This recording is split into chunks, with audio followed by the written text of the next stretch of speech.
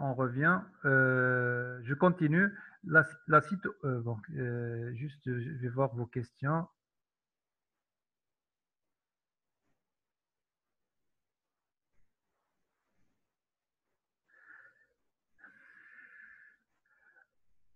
J'ai pas compris pourquoi il y a une élévation du seuil rénal. C'est simple.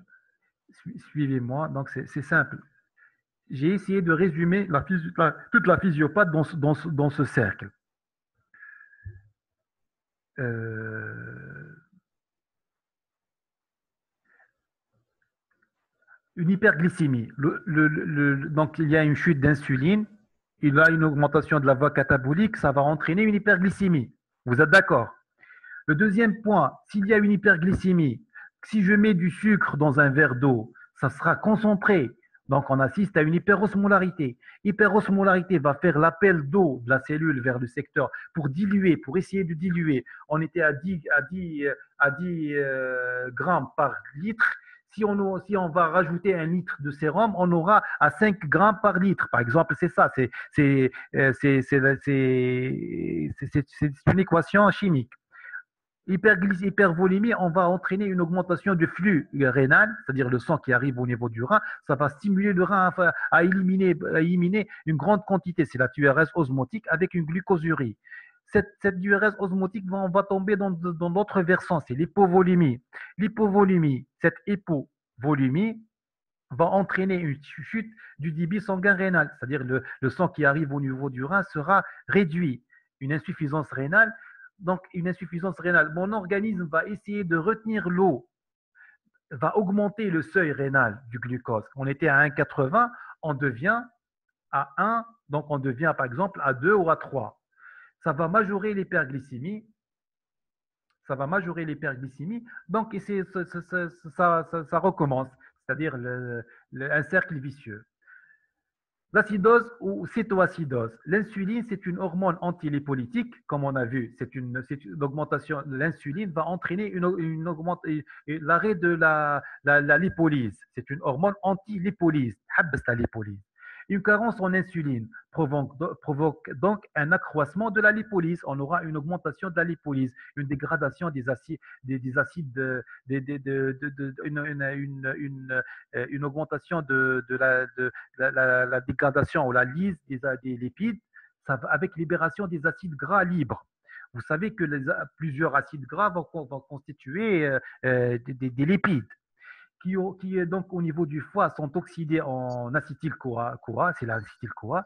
De toutes les voies de réutilisation de l'acétyl-CoA, la synthèse des corps cétoniques est la voie préférentielle. Donc, l'organisme va essayer la façon la plus simple donc pour lui, c'est de fabriquer les corps cétoniques. Les corps cétoniques les plus connus, c'est des acides acétoacétiques et acides bêta-hydroxybutériques. Vous entendez le terme acide, acide acétoacétique, acide bêta-hydroxybutérique. C'est des acides. Et l'accumulation d'acides va entraîner une acidose métabolique. L'acétone, c'est-à-dire l'acétone, c'est ces deux molécules. L'acétone se forme spontanément par décarboxylation de l'acide. L'acétone se forme spontanément par décarboxylation de l'acide acétoacétique. Donc, on aura un petit changement. Ça va former l'acétone qu'on connaît, donc, qui va entraîner une hypercétonémie, c'est-à-dire augmentation de l'acétone. L'acide cétonique sont des acides forts totalement ionisé au pH plasmatique va entraîner une acidose métabolique. L'élimination rénale des corps cétoniques sous forme de sel de sodium et de sel de potassium est responsable d'une perte importante de ces deux cations. On va perdre les liquides, on va perdre les corps cétoniques, mais aussi les cations, Na+, et K+. Parallèlement, l'ion chlore est réabsorbé. On aura une accumulation de chlore au niveau plasmatique. Donc, j'essaye de répéter à chaque fois. Donc, je vais revenir un peu en arrière. Parallèlement, l'anion chlore est réabsorbé. Cette élimination est diminuée en cas d'insuffisance rénale fonctionnelle secondaire à l'hypovolémie. Donc, l'insuffisance rénale, c'est un mécanisme de défense. La cétose. vous voyez que on a trois problèmes au niveau de la physiopathe. On a un problème, c'est-à-dire, je parle de mécanisme. C'est la chute d'insuline. La chute d'insuline qui va déclencher une voie catabolique, myoglycogénèse hépatique. Chez une personne normale, il n'y a pas de problème. Une diminution de l'insuline, il y a un problème, il y a un manque d'insuline. Ça va stimuler la lipolyse, la cytogénèse, ça va stimuler l'insuline, l'insuline qui va arrêter la lipolyse, diminuer la cytogénèse, et tout rentre dans l'ordre. On va trouver cytogénèse, on va trouver les corps cétoniques dans les urines, mais on parle d'une cytose de jeûne, acidocytose diabétique. On peut avoir cette situation d'une façon physiologique. Chez le diabétique, il n'a pas, comme le diabétique n'a pas d'insuline, mandouche l'insuline, le diabétique. C'est un problème, c'est une carence absolue relative à l'insuline. C'est la définition c'est soit il a un problème d'insuline, il n'a pas d'insuline, ou là, il y a une insuline qui n'est pas efficace. Et dans les deux cas, on parle d'une carence en insuline. Dans ce cas-là, cette cascade est coupée à ce niveau. C'est-à-dire, il n'y a pas d'augmentation d'insuline, diminution d'insuline, on aura une augmentation de la cétogénèse et ça va en crescendo. C'est clair. Je continue.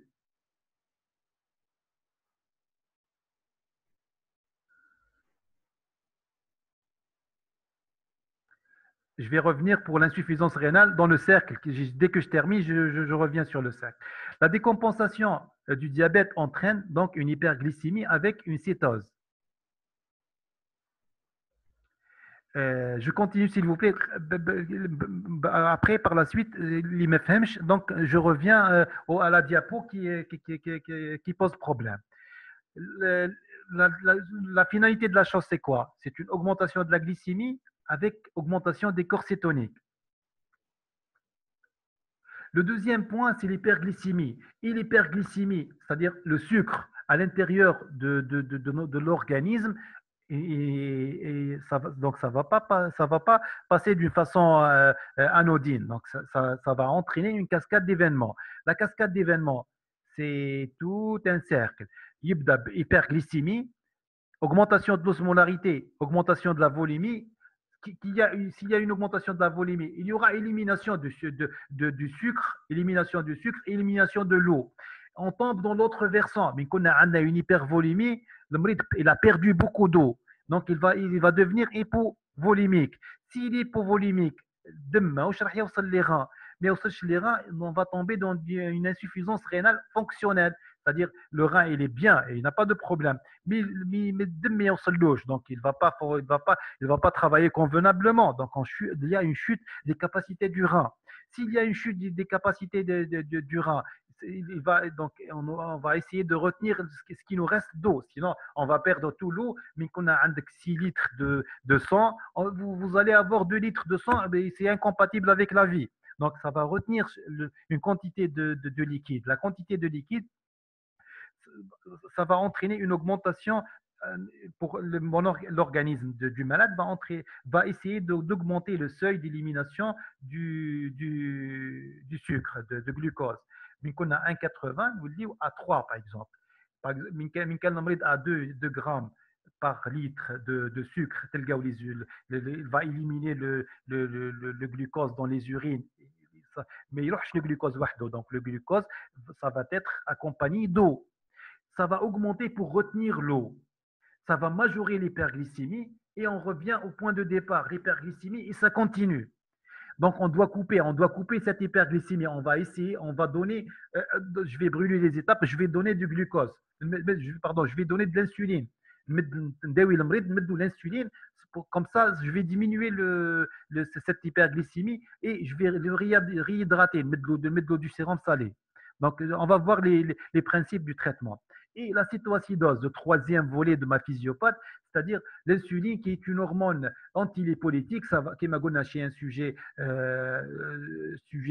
normal, c'est l'acétose de jeûne, qui sera une augmentation de la cétogénèse. Il y a une stimulation d'insuline. Il y a l'insuline qui va diminuer, qui va freiner cette lipolyse. Donc, c'est une hormone antilipolytique. La carence en insuline provoque donc une augmentation de la lipolyse. Augmentation de la lipolyse, production des acides gras libres. Et donc, on aura la formation ou la synthèse de corps cétoniques, les deux acides. C'est des acides qui vont entraîner une acidose métabolique. Cette acidose métabolique, on aura élimination de ces corps cétoniques dans les urines et avec cette élimination sera accompagnée des ions et des ions. Quand je dis ions, c'est beaucoup plus, je parle de cations, Na+, et K+. On aura un trouble métabolique, on parle d'une hypocalémie surtout. L'élimination, on aura une élimination diminuée en cas d'insuffisance rénale fonctionnelle secondaire à l'hypovolémie. Cette insuffisance rénale, elle essaye de maintenir la volémie, mais elle aggrave la situation dans le sens où cette élimination est diminuée en cas d'insuffisance rénale. Donc, les corps cétoniques vont s'accumuler. Et l'élimination pulmonaire, on aura une hyperventilation, on aura des corps cétoniques dans les voies aériennes. C'est l'origine de cette odeur. Quand on parle d'une odeur de pomme pourrie, c'est une odeur d'acidose. Si vous allez faire des stages aux urgences médicales, vous allez sentir des malades qui ont une odeur particulière, c'est l'odeur de l'acidose. Les conséquences d'acidose grave, c'est une dépression respiratoire. Elle est responsable d'une diminution de la contractilité myocardique, une diminution du tonus vasculaire et un collapsus cardiovasculaire. Donc, cette acidose va entraîner un retentissement sur le cœur et sur le poumon. L'acétose, c'est une odeur caractéristique de la laine due à l'élimination de l'acétone dans l'air alvéolaire. Si vous avez des questions, je vais voir. Posez des questions si vous avez des questions, s'il vous plaît. Au cercle, s'il vous plaît. Oui, on revient. Donc, on va revoir le cercle, puisque c'est une façon simple pour expliquer le mécanisme de l'hyperglycémie. L'hyperventilation donne l'hypercapnie et donc acidose respiratoire. Donc, pour ne pas tomber dans le piège de acidose et alcalose ou le mécanisme physiopathologique de déséquilibre acide-base, je vais vous présenter d'une façon simple. Vous savez que normalement, vous avez vu dans le cours de équilibre et déséquilibre acido-basique, vous avez la loi de Henderson-Hasselbalch. La loi de Henderson-Hasselbalch, c'est le pH égale pKa plus logarithme poumon sur rein. Donc, c'est simple. S'il y a une acidose, l'organisme va essayer d'éliminer l'excès en acide par voie respiratoire ou par voie rénale. Dans ce cas-là, pour ne pas retenez le cas d'une acidose métabolique. Acidose métabolique, accumulation d'acide, l'organisme du malade va essayer d'éliminer l'excès en acide. Par quelle voie? Par une hyperventilation. Si je dis hyperventilation, ça veut dire quoi? Il va essayer d'éliminer le CO2. S'il va essayer d'éliminer le CO2, c'est pour essayer de ramener le pH acide vers le 7, vers l'acide neutre. L'acide neutre, la valeur normale de l'acidose, c'est 7,38, 7,42. Il faut revoir votre cours. Donc, le poumon, le mécanisme, l'hyperventilation, c'est un mécanisme d'adaptation. Ce n'est pas la cause initiale. Si c'était la cause initiale, l'hyperventilation, je ne parle pas du métabolique. Par exemple, une hyperventilation, c'est une alcalose respiratoire. C'est acidose respiratoire. L'acidose respiratoire, c'est une hypoventilation. Hypoventilation, acidose respiratoire. L'alcalose respiratoire, en cas d'hyperventilation, élimination de CO2, c'est l'autre versant. Il y a une cétose, même si le diabète est équilibré. Normalement, la cétose, il y a une cétose physiologique. mais à partir du moment où il y a une symptôme, donc c'est-à-dire une symptomatologie, la présence de corps cétonique dans les urines, s'il y a un problème, il y a un problème de déséquilibre. C'est pas, c'est un malade qui est mal équilibré. Il faut revoir le schéma d'insuline, il faut revoir il faut revoir c'est-à-dire son traitement. Pourquoi perte de sodium et potassium? Je vous ai dit que le sodium et le potassium ce sera éliminé. Donc, c'est le corps, les corps cétoniques, quand ils sont éliminés dans les urines, ils seront accompagnés des ions Na+, et K+. C'est pour ça qu'on aura des troubles métaboliques, donc une chute de ces deux molécules avec une réabsorption du chlore. On aura l'accumulation du chlore.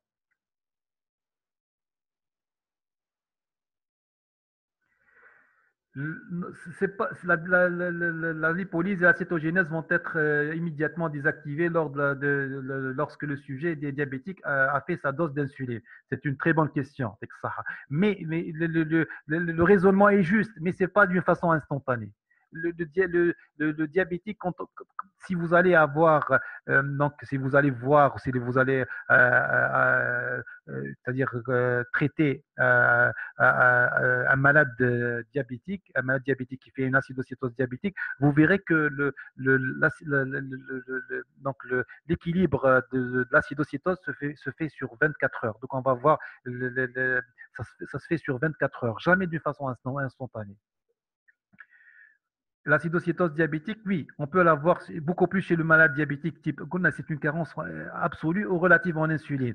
Diabète type 1, il a un déficit absolu en insuline. Diabète type 2, a un déficit partiel en insuline. Donc, on peut avoir cette situation chez le diabétique et le diabétique insulino-dépendant et le diabétique non insulino-dépendant. Le quatrième point, donc, chefna, diminution de l'insuline, augmentation de la glycémie, augmentation des corps cétoniques, on va dire qu'à la déshydratation. La déshydratation, c'est une conséquence de la diurèse osmotique, qui est le cercle, hypervolémie, il y a accumulation de sucre. L'accumulation de sucre va faire un appel d'eau à hypervolémie, diurèse osmotique. Diurèse osmotique, déshydratation. La polypnée, un malade qui fait une polypnée, donc il va essayer d'éliminer il va essayer d'éliminer c'est-à-dire l'hyperventile, donc il élimine de l'eau. Donc c'est une déshydratation.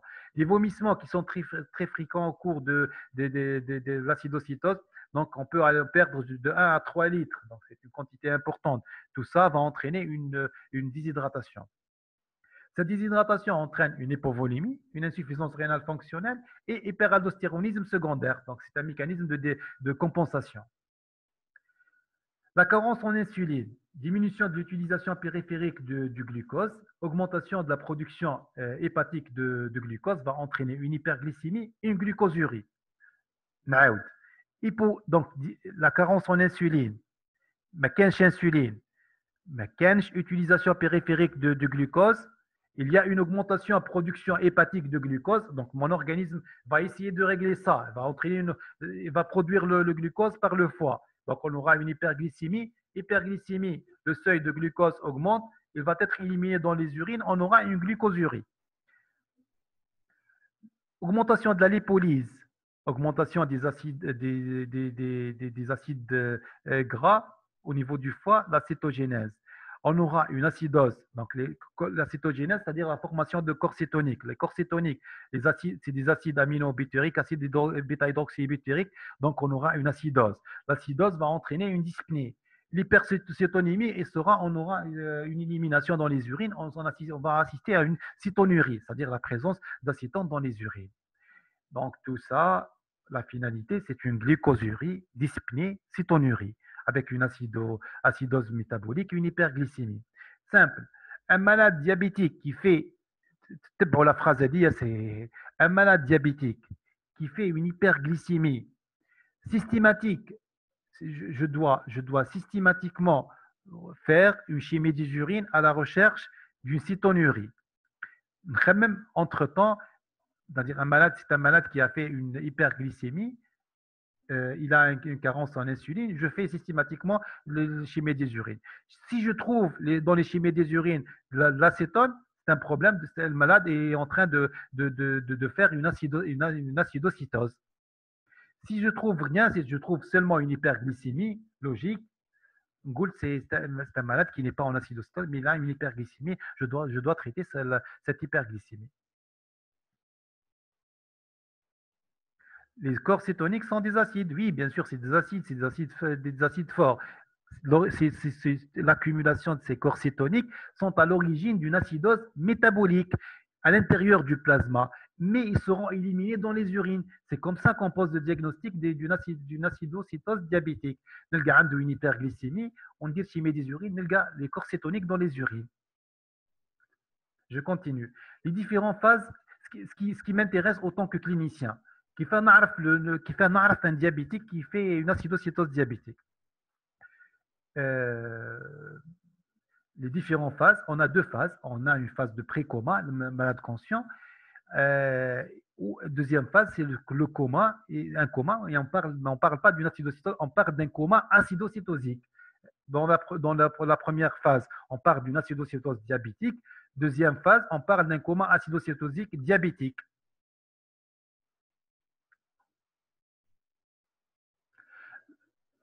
Dans quel type de diabète on trouve l'acidocytose? L'acidocytose, on la trouve beaucoup plus dans le diabète type 1, carence absolue en insuline. Mais on peut la trouver dans les deux exactement. Il y a un de vos collègues qui vous répond dans les deux types. Donc, c'est carence absolue, diabète type 1, carence relative dans le diabète type 2.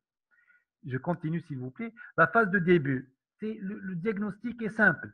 La phase de pré-coma, très courte, un sujet jeune ou une femme enceinte.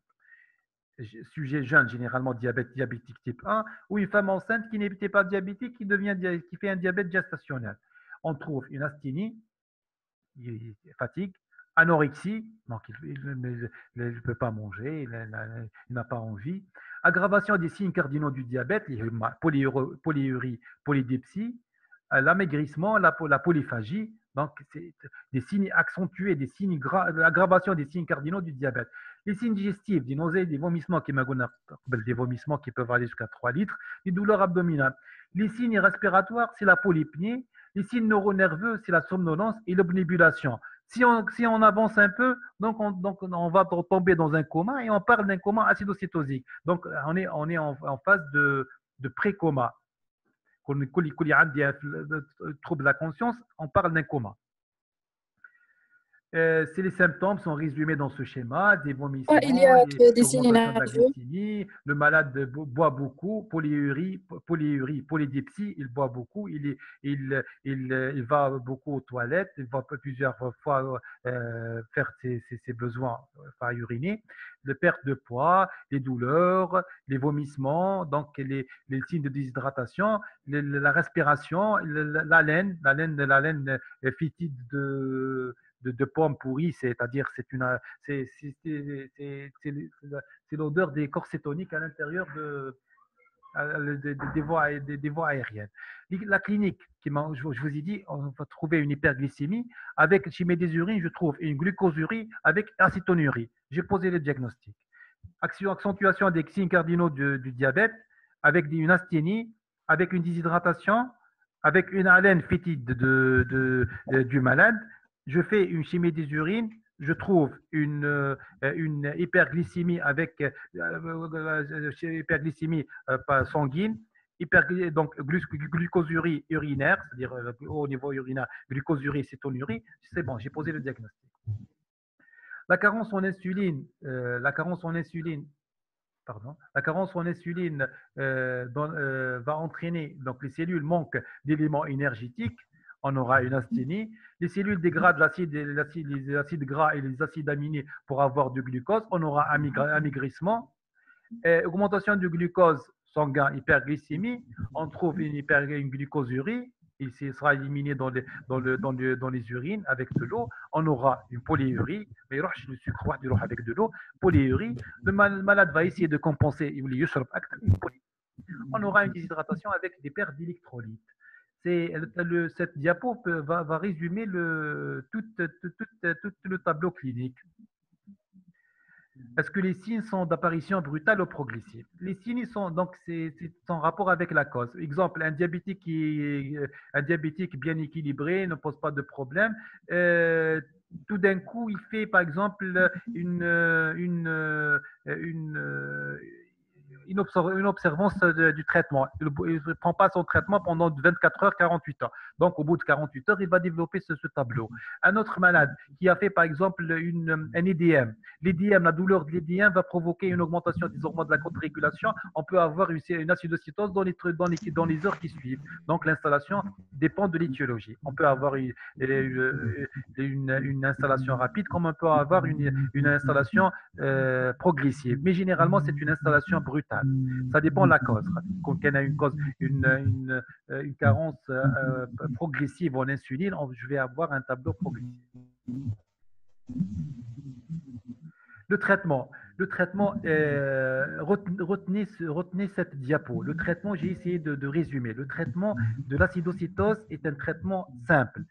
Comme trois volets. Maintenant, les trois volets.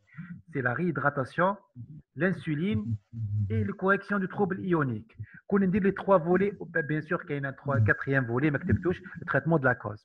Le premier, c'est la réhydratation. La réhydratation par voie orale, si le malade est conscient, et s'il a des signes de déshydratation, par perfusion de sérum salé, pas de glucosé s'il vous plaît, sérum salé. L'insulinothérapie, je donne de l'insuline. Un de vos collègues m'a dit que si je donne de l'insuline, tout rentre dans l'ordre. Oui, tout va rentrer dans l'ordre, mais donc ça va pas être dans l'immédiat, mais ça va prendre quelques heures.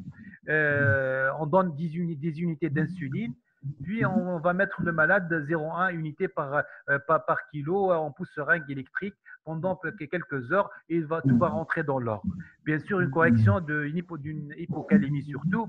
Et quatrième point, traitement de la cause. Si le malade a une infection, je dois mettre des antibiotiques.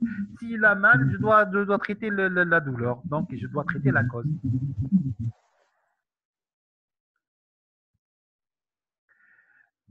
Donc, je continue.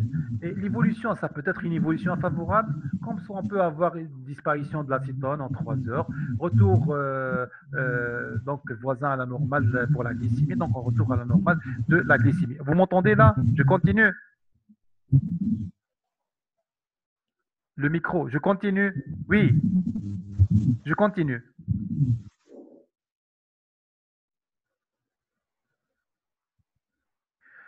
Le deuxième, le deuxième, le deuxième, le deuxième point, c'est en cas de coma acidocétosique.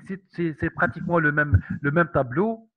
C'est un coma, donc le malade va tomber dans un coma calme, avec de profondeur variable, absence de réflexe, avec une déshydratation et des signes respiratoires. Un patient comateux qui a une respiration d'acidose, qui est qu'on appelle une respiration de Kussmaul, signe matériel, c'est-à-dire sans cyanose, une respiration ample, c'est pathognomonique.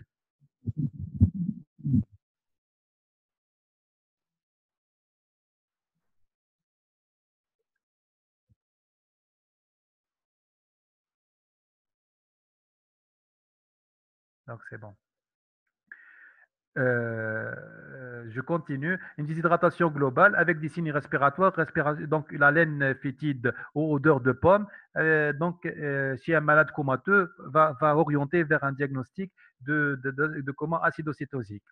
Les signes biologiques, hyperglycémie, donc hyperglycémie, réflexe, chimie des urines. Chimie des urines, je trouve glucosurie avec acétonurie. Je fais des gaz du sang, je trouve une acidose métabolique avec une hyponatrémie, une calémie normale, il y a une tendance à une hypocalémie. Le traitement est donc avant l'insulinothérapie, l'acidocétose aboutissait à un coma entraînant en quelques heures le décès. Donc le traitement, c'est l'insuline. L'insuline a rendu, a rendu la vie à plusieurs malades de diabétiques. Le traitement comprend toujours les mêmes volets réhydratation, insuline, traitement ionique et aussi traitement de la cause. Donc Réhydratation, insuline, prise de potassium, aussi traitement de la cause, facteur déclenchant, l'infection par exemple, et une surveillance glycémie rapprochée. Je vous remercie. Mais avant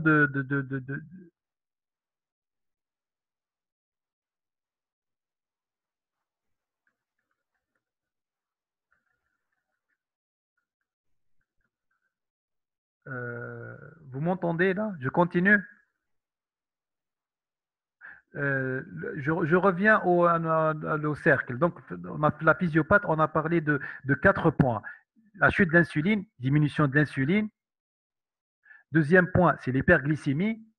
Troisième point, c'est l'acidose avec l'accumulation de corps cétonique. Le quatrième point, c'est la déshydratation. Kingoul, comme physiopathe, l'acidocétose diabétique, vous devez me donner 4 points. Chute de l'insuline, hyperglycémie, augmentation de l'acétone corps cétonique et la déshydratation. Je reviens, il y a un de vos collègues qui m'a demandé de revenir au cercle. Le cercle d'hyperglycémie. L'hyperglycémie, l'hyperglycémie, et on termine avec l'hyperglycémie. Hyperglycémie, on aura accumulation de sucre.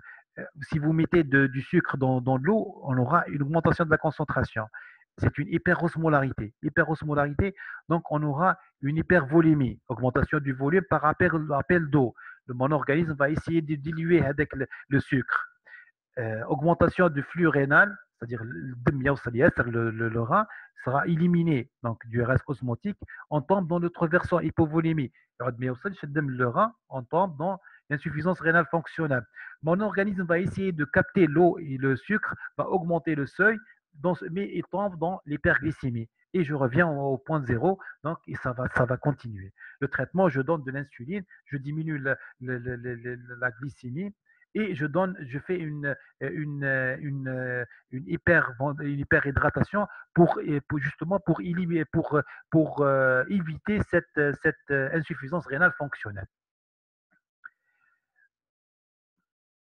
Donc la calémie normale, calémie normale, voire, mais elle a beaucoup plus tendance à l'hypocalémie. Acidose métabolique donc à cause de production du corps cétonique. Oui. Si la prise en charge de l'hyperglycémie est immédiate et correcte, elle n'évolue pas en acidocétose. Oui, si j'ai un malade qui a fait une hyperglycémie, même avec une croix d'acétone, donc c'est d'ambulatoire. Je mets de l'insuline, je surveille 2, 4, 3 heures, puis il rentre chez lui. Pour le traitement, pourquoi la réhydratation avant de donner l'insuline? Le, donc, le traitement de l'acidocétose, je vous ai dit, le traitement est 3 volets avec traitement de la cause. Donc, je dois donner de l'insuline, je dois réhydrater, je dois donner les électrolytes et je dois traiter la cause.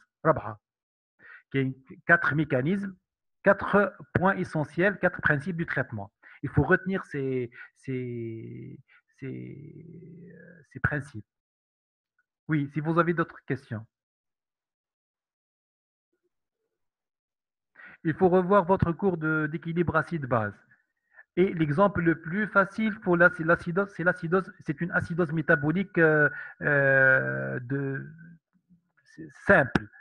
Acidose métabolique, c'est l'acidocétose diabétique. Accumulation d'acides, c'est-à-dire l'organisme produit des acides qui vont s'accumuler dans l'organisme, va provoquer une acidose métabolique. Un autre exemple. Si un malade va prendre de l'aspégique, il faut bien l'aspégique, et dire une acidose métabolique, mais causée d'une cause exogène. يشرب ياسر l'acide salicylé, l'acide aspégique. Donc, l'accumulation d'aspégique, c'est une acidose exogène. C'est une acidose endogène, donc acidose métabolique. La natrémie, donc on a les pertes des électrolytes. En la polyurie, on aura une diurèse osmotique qui dit diurèse osmotique, mais une diurèse avec des électrolytes. Donc on aura une hyponatrémie, hypocalémie. Est-ce qu'on ne trouve pas l'acidose à chaque hyperglycémie? Non, non. Non, on peut trouver une hyperglycémie sans acidocétose. Donc, la cascade n'a pas été déclenchée. Acidose métabolique et alcalose respiratoire. J'ai pas compris. Mais pourquoi l'acalémie reste normale dans les cas comatiques? Non, non, non, c'est l'acalémie, on aura une tendance. L'acalémie, elle est normale, voire elle a tendance à la diminution. L'acidose métabolique et l'alcalose respiratoire. Pourquoi on ne trouve pas l'acidocytose à chaque hyperglycémie du malade? On peut trouver c'est une hyperglycémie, un malade qui fait une hyperglycémie, mais l'organisme ne وصلش le stade de déclencher la cascade de dégradation des corps cétoniques. Donc, si si on laisse un malade en hyperglycémie pendant plusieurs heures, ça va venir, hein, ne vous inquiétez pas. C'est justement, il faut éviter le stade de, de stade d'acidose. L'alcalose respiratoire compense l'acidose métabolique. Si j'ai une acidose métabolique, l'organisme va essayer d'éliminer par un mécanisme compensateur, va entraîner une augmentation d'hyperventilation. Qui dit hyperventilation, bon, اللي قبلكم قريت اللي قبلكم كنت نقول لهم حاجه simple. Une hyperventilation veut dire donc une alcalose respiratoire. Hypoventilation, acidose respiratoire. Hyper, hyperventilation, alcalose respiratoire. Hypoventilation, acidose respiratoire. Ventilation البي اتش يشبهوا لبعضها يمشيو كيف تصرى hypoventilation يهبط البي اتش دونك le problème c'est un problème respiratoire زيدوا respiratoire acidose respiratoire hypoventilation acidose respiratoire. Pourquoi l'anatrémie? L'anatrémie, je vous ai dit que l'anatrémie, le sodium sera éliminé dans les urines, donc on aura une tendance à l'hyponatrémie. Est-ce que la metformine peut provoquer une cytose? La metformine va provoquer une, euh, une, euh, une acidose lactique. Acidose lactique que une acidocytose diabétique. La metformine, c'est le traitement d'un diabète non insulino-dépendant, DNID. C'est-à-dire, il y a l'insuline, mais donc ça va diminuer le mécanisme de la metformine, c'est va diminuer l'absorption de sucre. Donc, et ça va augmenter la sensibilité périphérique. Donc, ça peut entraîner une acidocytose, mais la metformine entraîne une acidose lactique plus qu'une acidocytose diabétique. On peut équilibrer le diabétique, on peut équilibrer le diabétique pour l'éviter, c'est tout. Les autres causes de l'acidose. Bon, il faut revoir votre cours. L'acidose, on a l'acidose métabolique et l'acidose respiratoire. L'acidose métabolique, on a plusieurs acidoses métaboliques par accumulation qui est le H+, ou qui est le bicar. Bicar, c'est base, H+, c'est acide. Là, on a l'accumulation de H+, d'origine endogène, qui est l'acidocytose, d'origine exogène, intoxication. On peut avoir l'acide est le même, mais on a une chute de bicar. Par exemple, le malade qui a élimination dans la diarrhée, donc ça peut provoquer une acidose. Donc il faut revoir le cours, c'est un autre cours. Donc, si vous avez d'autres questions, posez des questions s'il vous plaît.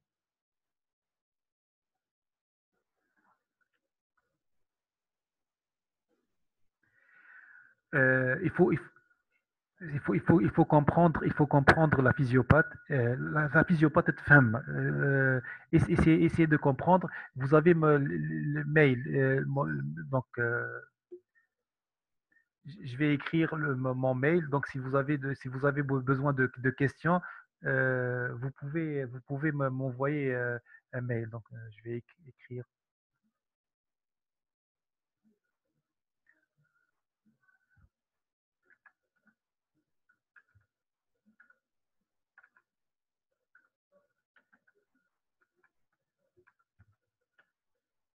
Il y a du tiré du 8. Ahmed,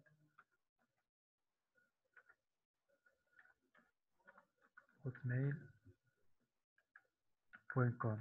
Tout en minuscule, s'il vous plaît.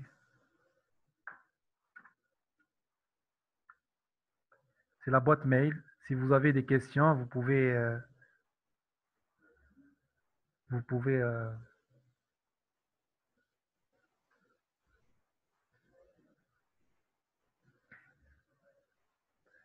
si vous avez d'autres questions,